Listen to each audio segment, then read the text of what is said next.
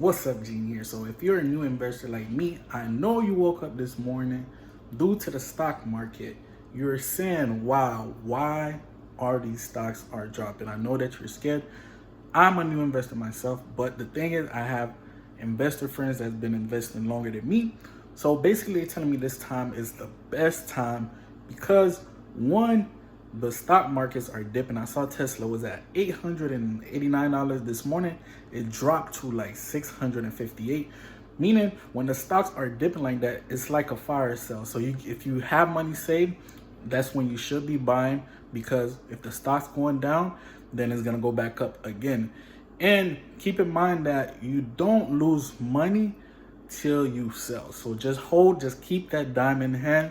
I just wanted to bring you guys some tips today. If this video had any value to you, please go ahead and smash that like button.